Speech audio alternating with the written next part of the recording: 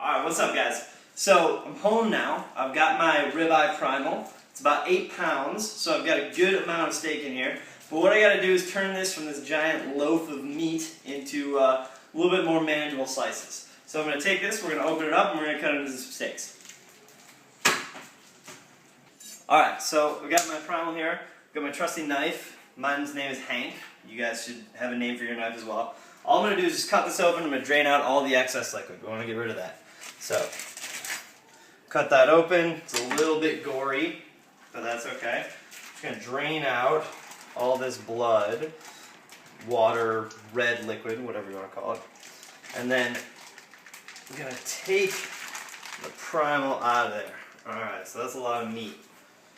Now, what you want to do here, I'm going to get that plastic out of the way. I'm just going to rinse this off with cold water. Just want to get all that liquid off of there. All of that stuff, get it cleaned up and ready to go. Alright, so that's good. I'm going to set it down. I'm going to pat this dry with paper towels. It's a little too boring for video, so we'll take care of that. Come back when we're ready to cut some steaks.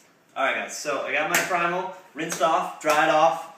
Now I'm going to start cutting into some steaks. So Hank is very sharp. You want to make sure that you have a knife that's very sharp as well. Take care of your knives. It'll make life a lot easier. So what I want to do is just cut this into manageable steak size.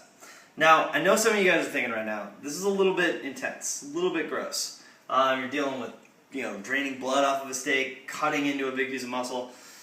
It can be a little bit intense at first, but I promise you, this is something that, A, you get a little bit more of a relationship to the food you're eating, and B, you get such high quality meat that it's worth kind of getting your hands dirty. So anyway, this is pretty simple. With this ribeye Primal, all I gotta do is just pick the size of steak you want. I like mine a little bit thick, so I'm gonna go about 1 inch. And I'm just gonna cut in here. Make sure I get through all that. And there you go. There's a nice little steak. And I'm just gonna work my way through the whole Primal. Just cutting steaks, and you don't have to cut them all the same size. Obviously, these are kind of dinner size steaks right here. But if I want to have one maybe for breakfast one day, I can cut it a little bit thinner. Be careful with your fingers.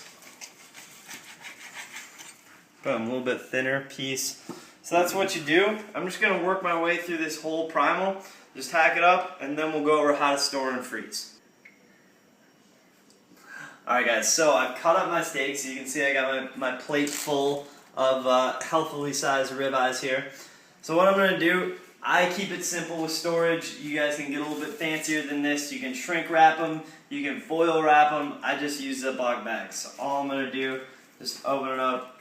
These kind of just barely fit in the sandwich size bags. You would want a more heavy duty bag if you were freezing it for longer.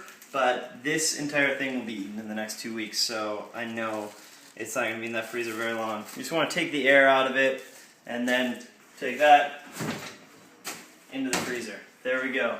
So it's that simple. Now I'm going to bag the rest of these. It's a little bit time consuming, not that bad. But by the time I'm done, I'm going to leave a couple. I'm going to cook them today, enjoy those. But that's how you take it.